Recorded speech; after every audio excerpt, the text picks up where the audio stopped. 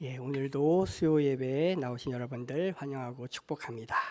계속해서 비대면으로 예배드리고 있습니다. 오늘은 또 대안이어서 추위가 조금씩 이제 물러가고 있는 것 같습니다. 추위 때문에 참 힘드신 분도 많이 계셨을 텐데 조금만 더 견디시고 이겨내셔서 따뜻한 봄날 맞이하셨으면 좋겠습니다. 그리고 또한 여러분들 영혼도 추위가 물러가고 따뜻한 봄날 되시기를 바랍니다. 오늘 설교 제목은 영혼의 창을 여십시오입니다. 여기서 영혼의 창은 무엇일까요? 우리는 지금 수요 예배 중입니다. 예배는 영이신 하나님께 나아가는 영적인 행위이지요. 따라서 우리의 영혼이 우리가 예배하는 하나님을 향하여 활짝 열려 있어야 합니다. 세상 일들로 여러 가지 일들로 분주했던 마음을 내려놓고 주님께 나아가야 합니다. 그리고 주님만을 바라보아야 합니다.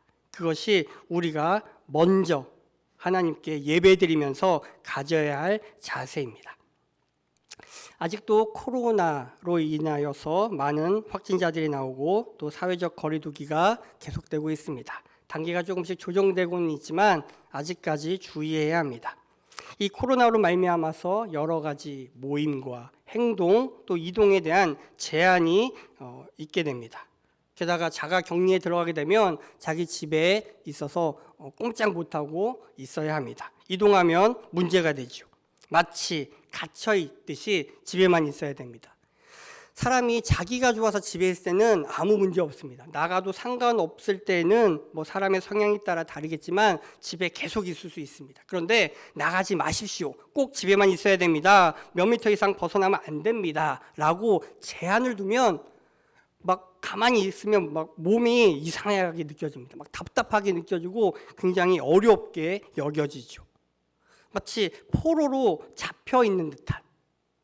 그래서 내 마음대로 할 수 없고 모든 것들이 나를 잡아간 사람들에 의해서 결정되는 것만 같습니다.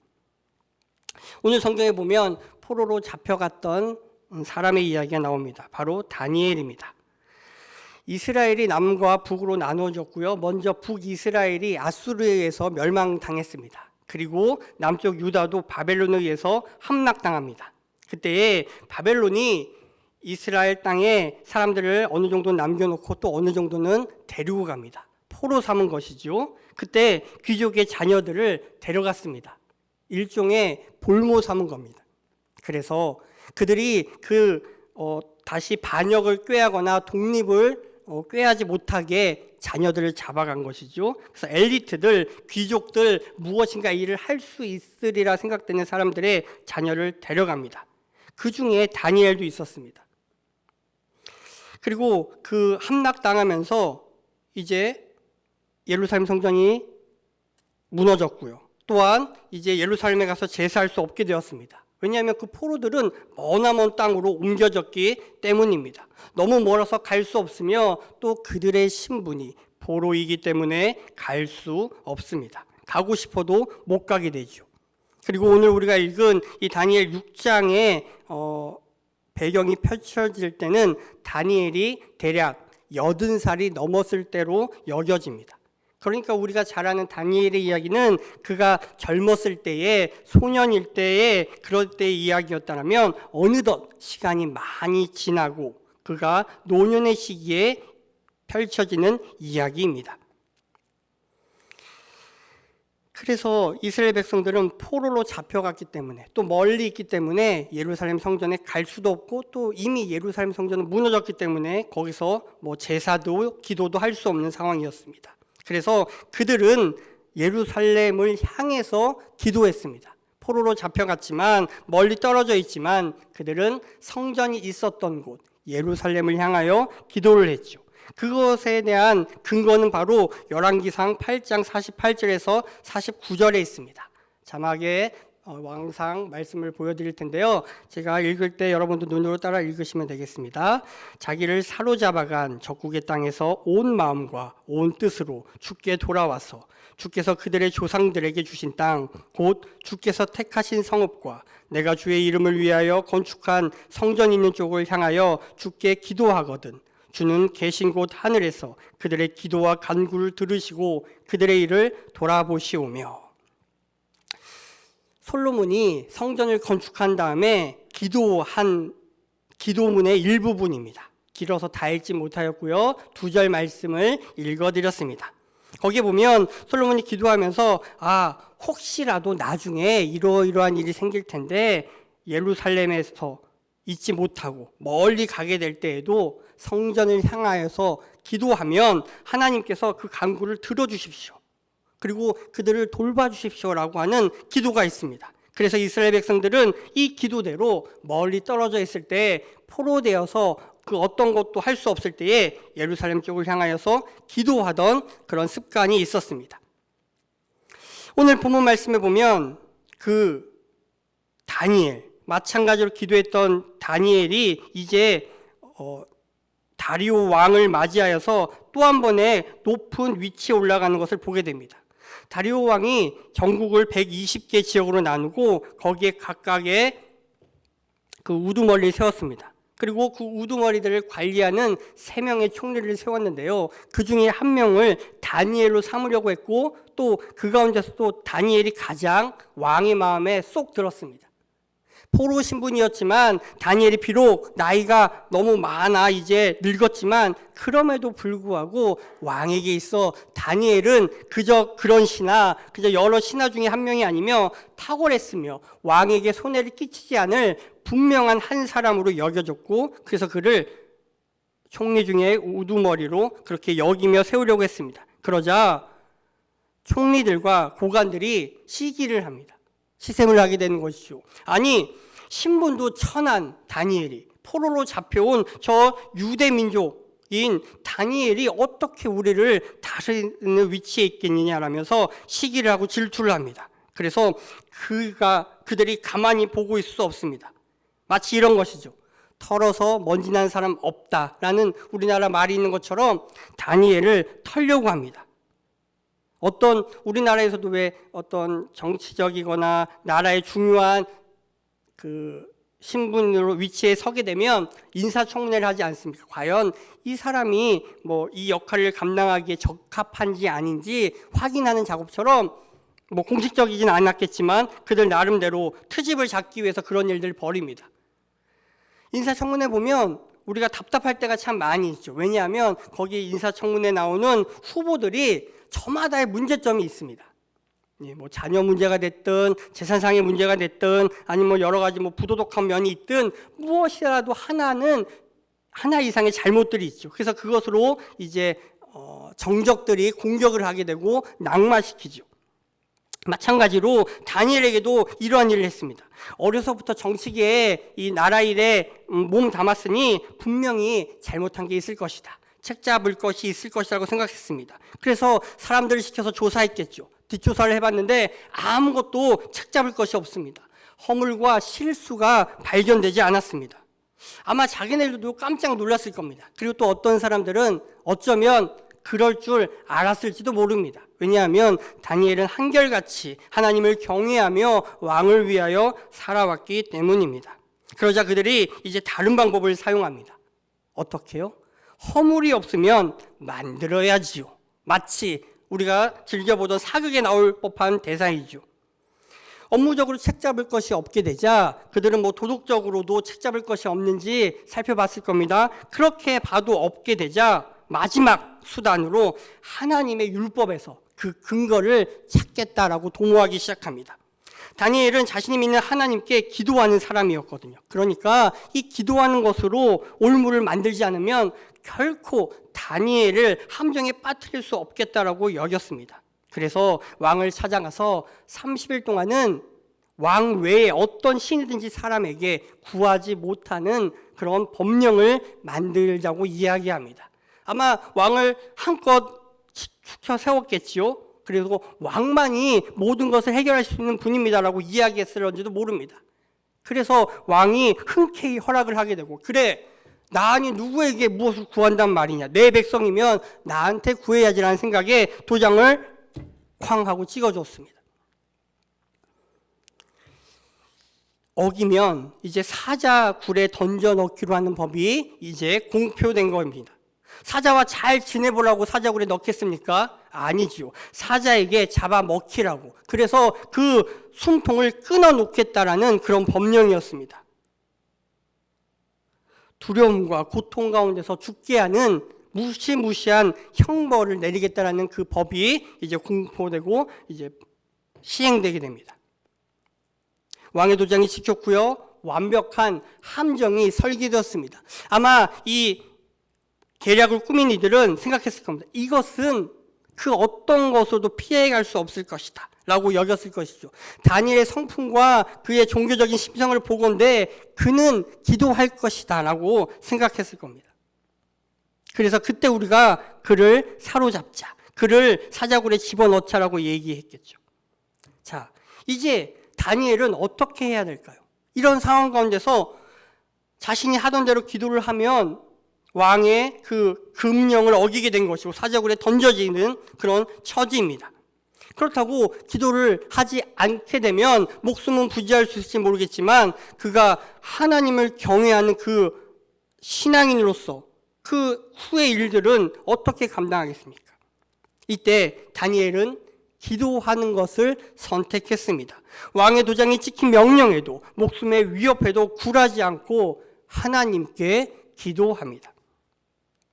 우리가 이 본문을 읽으면서 때로는 다니엘의 믿음이 대단하다라고 여기기도 하고요. 또 때로는 나는 이렇게 할 수 없는데 라고 해서 자책감에 빠지기도 합니다.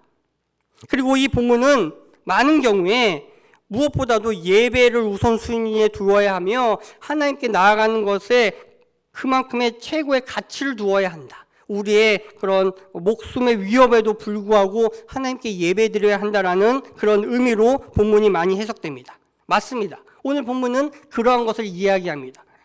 어떤 권세보다 하나님의 권세가 가장 높은 권세이며 가장 높은 권세인 하나님께만 무릎 꿇고 하나님께만 예배해야 하며 하나님께만 기도해야 함을 설명해 주는 본문입니다. 그런데요, 오늘 이 본문으로 말미암아 오해하는 사람들이 있습니다.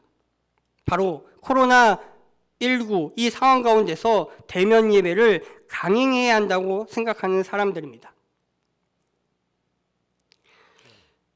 분명히 우리는 그렇게 배워왔지 않습니까? 하나님께 예배, 다니엘처럼 목숨의 위협에도 불구하고 예배드리며 기도해야 된다라고 그렇게 알고 배웁니다. 다만 그렇게 하지 못해서 우리가 속상하고 죄책감을 가질 뿐이지요. 그런데 이 본문은 코로나 시대, 우리가 오늘 사는 이 시대에 적용할 때는 주의할 점이 있습니다. 그것은 이 금령의 배경이 무엇이냐는 것이죠. 바로 이 오늘 6장이 말씀이 펼쳐지는 배경에는 다니엘을 책잡기 위함이었다는 겁니다. 오직 다니엘 하나만 걸려들기를 바라면서 만든 법령이었고 그 이후에 펼쳐지는 이야기입니다. 그러니까 이것은 사람을 죽이기 위한 그런 법이었죠. 사회적 거리두기 상황에서의 제한은 누구를 넘어뜨리기 위함이 아닙니다. 온 국민의 건강과 안전을 위한 그런 결정이죠. 그러니까 이 본문을 근거로 목숨 걸고 무조건 모여서 예배드려야 한다고 해서는 곤란합니다. 하나님을 사랑하는 것처럼 이웃을 사랑해야 합니다. 모여서 예배드리며 하나님을 사랑하는 것처럼 모이지 않고 예배드리며 이웃을 사랑해야 합니다. 그래서 우리가 택한 방법이 비대면 예배, 온라인 예배이지 않습니까? 하나님을 예배하는 것을 포기할 수는 없습니다. 하지만 또한 마찬가지로 이웃을 사랑해야 하기 때문에 우리는 지금 이렇게 비대면으로 예배드리고 있습니다. 생각해 보십시오. 다니엘이 기도한다고 이웃에게 피해를 주지 않습니다. 다니엘이 기도하면 오직 다니엘만 피해를 입습니다. 다니엘만 사자굴에 집어넣어 던져지게 되는 거죠. 그러니까 이 다니엘의 기도는 자기를 희생하고 하는 기도입니다. 오직 하나님 앞에서 부끄럽지 않은 삶을 살기 위하여 자기 자신을 희생해서 하는 기도인 것이죠. 그런데 전염병이 확산되는 이때에 우리가 모여서 예배하게 되면 우리는 좋을지 모르지만 우리 이웃에게는 피해를 줄 수 있습니다. 이웃을 희생시키고 예배드리면 하나님이 기뻐하시지 않으십니다. 그렇다고 제가 모여서 예배드리는 것을 반대하는 것은 아닙니다. 오해하지 마십시오. 제가 오늘 이 본문을 정하면서 약간 고민됐던 부분이 바로 이 지점입니다. 혹시 오해하시는 분이 계실까 봐. 목회자인 저는 모여서 예배드리는 것이 최선이라고 생각하고 믿습니다. 예배드릴 때 성도들이 모여서 기도하는 것만큼 좋은 것이 없습니다. 그러나 세상의 소금이요 빛인 우리 교회가 이웃과 사회를 품기 위해서 차선 책임 비대면 온라인 예배를 사회적 거리두기 단계에 따라서 조절해가며 드리는 것이 올바른 신앙인의 모습이기에 우리 교회는 그렇게 하고 있는 것이죠. 우리가 신앙생활을 하면서 예전에 들었던 그 말씀이 오늘날에도 동일한 방법으로 우리의 삶 가운데에 적용되는 것은 아닙니다. 선입견을 가지고 말씀을 보게 되면 말씀이 우리에게 본래 전하려는 바를 놓칠 수 있습니다. 그러니까 오늘 말씀은 자기를 희생하더라도 자기 생명을 다해서라도 하나님을 높이고자 하는 다니엘의 모습을 나타내는 것이지 결코 우리만 좋자고 하는 것은 아니라는 것이죠. 그리고 또한 그 명령이 죽이기 위한 명령이냐 살리기 위한 명령이냐를 구분해낼 수 있어야 합니다. 그것을 분별해낼 수 있으면 죽이기 위한 명령이냐면 우리가 거부하고 저항할 수 있습니다. 그러나 살리기 위한 명령이라면 우리가 손해를 보더라도 우리가 피해를 입더라도 따라야 할 것입니다. 그것이 바로 생명을 살리기 원하시는 하나님의 뜻일 겁니다. 포로로 잡혀가 수십 년이 지났다라고 말씀드렸습니다. 다니엘은 기도하는 것을 멈추지 않았습니다. 쉬지 않았습니다. 어떻게 할 수 있냐면 오늘 말씀 10절에 나와 있습니다. 전에 하던 대로. 그러니까 다니엘은 포로로 잡혀와서 그 어린 나이에 안타깝고 속상하고 정말 두렵고 떨리면서 기도하였던 것을 지금 80이 넘은 나이에도 계속해서 유지하고 지키고 있는 것을 볼 수 있습니다. 그러했기 때문에 이 왕의 명령이라는 참으로 무시무시한 그 명령 앞에서도 굴하지 않고 하나님을 경외하며 기도할 수 있었던 것이죠. 3살 버릇이 80까지 간다는 말이 있죠. 이 어린 나이에 기도하는 것이 습관이었던 다니엘, 그 포로 생활 가운데 믿고 의지할 리 없었던 다니엘과 그 친구들과 그 유대민족 자녀들이 오직 하나님만 바라보며 하나님만 의지하며 기도했던 것들이 80까지 가고 있는 겁니다. 하나님의 뜻대로 얼마나 발버둥 쳤을까요? 포로로 잡혀와서 그 무섭고 두려운 상황 가운데서도 기도하지 않으면 이 모든 것들을 행할 수 없었을 겁니다. 그래서 다니엘은 오늘 이 본문 말씀 보면 10절에 보면 무릎 꿇고 기도했다고 이야기하죠. 다니엘은 지금 왕 다음에 위치해 있는 아주 높은 위치에 있지만 겸손하게 무릎을 꿇습니다. 하나님 앞에서 낮아지는 모습을 보여주지요. 그래서 내가 무릎 꿇을 분은 하나님이라는 것을 고백합니다. 세상 통치자보다도 하늘의 통치자이신 하나님을 더 우선 여기며 더 높게 여기는 다니엘의 모습을 볼 수 있습니다. 바로 하나님 앞에서의 겸손함이 무릎 꿇는다는 것으로 표현되어 있습니다. 여러분은 무릎을 꿇고 계십니까? 하나님 앞에서 마음의 무릎을 꿇고 계시냐는 말입니다. 신체의 환경에 따라서 무릎을 못 꿇을 수 있습니다. 오늘 성경이 이야기하는 것은 단순히 무릎을 꿇고 아니냐를 말하는 것이 아니라 우리가 하나님 앞에서 얼마나 낮아져서 기도하느냐를 묻고 있는 것이죠.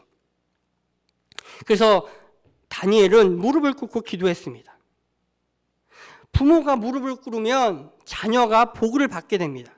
구역장이 무릎을 꿇으면 구역원이 복을 받게 됩니다. 왜요? 무릎을 꿇고 하나님께 기도하기 때문입니다. 자기 자신을 낮추고 나는 그들에게 아무것도 해줄 수 있는 것이 없지만 오직 하나님만이 내 자녀를, 내 구역원을 책임져 주시고 돌봐 주십시오라고 그렇게 아랠 때에 하나님께서 듣고 응답해 주시는 것이죠. 놀라운 것은 다니엘이 기도를 함으로 말미암아 왕의 명령을 어기게 되고요. 사자굴에 던져지게 됩니다. 그때에 이 왕이 몹시 안타까워합니다. 내가 속았구나. 다니엘을 함정에 빠뜨리려는 그 세력에 의해서 내가 속아서 다니엘이 지금 죽게 되는구나라고 생각할 때에 뭐라고 이야기냐면 네가 섬기는 그 하나님, 네가 믿는 하나님께 간구하라라고 이야기합니다. 놀랍지 않습니까? 이 다리오 왕은 하나님을 믿는 사람이 아닙니다. 그런데도 불구하고 이 자기 스스로 왕조차도 어찌할 바를 몰라는 이때에 어쩔 수 없을 이때에 하나님만이 하실 수 있다고 고백하고 있는 것이죠. 이것이 바로 기도의 능력입니다. 그래서 다니엘은 계속해서 기도하고 있는 것이죠. 그래서 그 어려운 시기를 넘겨왔고 지금도 이 어려움이 뻔히 예상되지만 그럼에도 불구하고 기도하는 겁니다. 다니엘이 했던 기도는 단순히 자기 자신의 안위만을 위한 기도는 아닙니다. 이 다니엘서가 1장부터 6장까지는 다니엘의 그런 어렸을 때부터 있었던 노년에 이르기까지 일들을 이야기 형식으로 다루고 있고요. 7장부터 끝장까지는 다니엘이 보았던 환상에 대해서 다루고 있습니다. 그러니까 하나님께서 기도하는 다니엘에게 환상을 보여주십니다. 그리고 천사를 보내주셔서 깨닫게 하시고 그것을 말미암아 예언하게 하시고 여러 가지 것들을 알게끔 하시죠.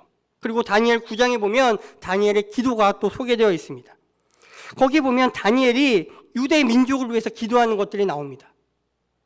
자신들이 잘못했음으로 말미암아 포로로 잡혀갔고 회개하고 자복할 때 하나님께서 다시금 이 백성을 긍휼히 여겨주시기를 기도하는 것을 보게 됩니다. 그러니까 다니엘의 기도는 바로 중보적 기도였습니다. 민족을 위한. 사실 다니엘은 지금 높은 위치에 있습니다. 누가 뭐라 해도 부족함 없는 위치에 있고 아쉬울 것이 없습니다. 그럼에도 불구하고 나라와 민족을 위해서 기도하는 것을 보게 되죠. 그리고 그 안에서 하나님의 뜻이 이루어질 것을 간절히 소망하며 기도하는 것을 보게 됩니다. 기도는 바로 절망에 갇혀있는 사람들의 창을 여는 것과 마찬가지입니다. 우리가 드리는 중보기도는 바로 절망에 갇혀있는 사람들을 향한 기도이며 그들이 닫혀있는 창을 열게끔 하는 것이죠. 내가 기도의 창을 열면 놀라운 일이 일어납니다. 우리가 그들을 위해 기도하면 닫힌 그들의 창이 열리고 그들 또한 그 포로된 생활 가운데서 갇힌 생활 가운데서 자유케 될 뿐만 아니라 그들 또한 기도의 창을 열 수 있게 되는 것이죠. 이 놀라운 일에 주님이 바로 여러분을 부르셨습니다. 창을 여는 인생으로 여러분을 부르셨다는 말씀입니다. 그래서 기도하는 일에 힘쓰셔야 합니다. 혹시 어려운 문제에 처해 계신 분이 계십니까? 힘든 상황 속에 눌러 계십니까? 기도를 요청하십시오. 본인이 기도할 수 없다고 생각한다면 중보기도 카드를 써서 제출하거나 구역장에게 목회자에게 기도를 부탁하십시오. 그러면 그들이 기도할 겁니다. 기도의 능력을 믿고 기도하면 역사가 일어나게 되어 있습니다. 힘들면 중보기도를 요청하십시오. 또한 기도할 수 있는 분이라면 그런 믿음과 환경과 여건과 마음을 허락해 주셨다라면 중보기도팀으로 함께 기도해 주십시오. 또 힘들기 때문에 오히려 기도가 더 필요한 것이며 힘들기에 더욱더 중보기도팀에 들어와야 할 것이라고 생각합니다. 그래서 하나님 나라와 뜻을 위해서 이 나라와 민족을 위해서 우리 교회와 다음 세대를 위해서 기도할 때에 닫혀있던 창들이 열리는 것을 보게 되실 겁니다. 중보기도하는 가운데 나의 기도가 응답받는 것을 경험하시기를 바랍니다. 하나님은 기도하는 사람을 통해서 일을 하십니다. 기도하는 사람이 믿음의 사람이며 나라를 위해 기도하는 사람, 하나님의 뜻이 이루어지는 것을 기도하는 사람, 다니엘을 통해서 마침내 포로로 잡혀가고 대제국에 뿔뿔이 흩어져 있던 유대인들이 하나님의 때가 되자 이스라엘 땅으로 돌아오게 되는 것을 다니엘이 보았던 것처럼 우리 또한 그런 것들을 보게 될 것입니다. 어떻게 됩니까? 결국은 이스라엘 백성들이 유대 땅으로 돌아오게 됩니다. 무너진 성벽을 재건하고 성전을 재건하고 그리고 그 포로 생활 가운데 또 돌아와서도 간절히 메시아를 기다리게 되는 것이죠.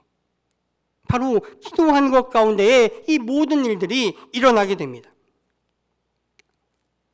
이 기도의 창을 열 때는 우린 또한 믿음의 창을 계속해서 열어두어야 합니다. 믿음의 창을 열어두라는 이유는 바로 이렇습니다. 왜냐하면 현실은 바뀌지 않기 때문입니다. 현실이 여전합니다. 다니엘은 이방인으로 계속해서 살았습니다. 물론 왕의 눈에 들어서 높은 위치에 올라왔지만 여전히 이방인입니다. 그래서 이 다니엘이 기도하는 것을 발각되고 나서 이 정적들이 왕에게 아뢰일 때 이렇게 이야기합니다. 사로잡혀온 유다 자손 중에 다니엘이, 그러니까 총리 다니엘이라고 이야기하지 않습니다. 얕잡아 보며 사로잡혀온 그 이방인 포로 그 다니엘이라고 표현하죠. 그리고 고국은 망했습니다. 성전도 회파되어서 없습니다. 그래도 하나님을 의지하고 하나님의 뜻이 이루어질 것을 믿음으로 말미암아 포기할 수 있는 상황임에도 끝까지 신뢰할 수 있게 되는 것이죠. 바로 기도의 창을 열려면 먼저 믿음의 창이 열려 있어야 합니다. 그리고 한번 열렸던 기도의 창이 닫히지 않으려면 믿음의 창을 바로 계속 열고 있어야 된다는 것이죠. 그래서 1년이 가고 2년이 가고 10년이 가고 20년이 가고 80세가 넘는 나이에 이르는 시기까지가 되었지만 다니엘은 기도하는 것을 멈추지 않았습니다. 포기하지 않았습니다. 하나님께서 분명히 예레미야 선지자를 통해서 말씀하셨던 것처럼 70년의 때가 차면 회복이 있으리라는 것을 믿었기 때문입니다. 그래서 기도하고 있는 것이죠. 하나님을 믿는다는 것은 바로 이런 의미가 있습니다. 기도하는 것이 힘들지요. 그럴 때에 우리의 믿음을 점검하십시오. 내 믿음이 흔들리고 있지는 않은지, 하나님의 말씀에 굳게 서서 이 말씀을 붙잡고 기도하고 있는지, 내가 이 말씀을 말미암아 믿음이 굳건히 뿌리 박혀 있는지를 점검하시기 바랍니다. 그때에 우리의 믿음의 창은 활짝 열릴 수 있으며 우리의 기도의 창도 열릴 수 있습니다. 이제 말씀을 맺겠습니다. 영혼의 창을 열라라고 말씀드렸습니다. 바로 무엇보다도 우리의 마음의 창을 열어야 합니다. 예배를 드릴 때, 기도를 드릴 때 우리의 마음을 열어야 합니다. 하나님께서 무엇을 말씀하시려는지 귀 기울여 듣겠습니다. 내 편견과 선입견에 사로잡히지 않고 내가 주님의 말씀을 듣겠습니다. 은혜를 내어줄 것을 믿습니다라고 마음의 창을 여십시오. 두 번째, 기도의 창을 여십시오. 이 모든 일들이 일어나려면, 하나님의 역사가 일어나려면 기도해야 합니다. 기도하는 사람은 그 일들을 통해서 하나님이 역사하셨음을 고백할 수 있습니다. 하지만 기도하지 않으면 그 일은 우연히 일어난 일에 불과합니다. 나와는 아무런 상관이 없는 일에 불과한 것이죠. 그래서 기도의 창을 여십시오. 그리고 마지막으로 믿음의 창을 여십시오. 우리는 기도의 창을 열었다가도 닫을 때가 있으며 우리의 마음의 창을 열었다가도 닫을 때가 있습니다. 그때에 우리의 믿음의 창이 열려만 있다면 언제든지 우리의 마음의 창과 기도의 창은 열려 있을 수 있습니다. 그리고 그 믿음으로 말미암아 우리의 신앙이 더욱더 굳건해지며 우리의 그 영혼의 창이 활짝 열려서 하나님께서 우리와 만나주시고 말씀해 주시고 피할 길을 내시며 지키시고 보호해 주신 것을 경험하게 될 것입니다. 사랑하는 주영교회 성도 여러분, 영혼의 창을 열지 않으시겠습니까? 하나님께서 여러분을 부르십니다. 그리고 그 창 밖에 서서 그 창을 두드리고 계실 때에 하나님 어서 오십시오라고 그 창을 여십시오. 그때에 하나님께서 여러분과 동행하시며 놀라운 일을 행하실 것입니다.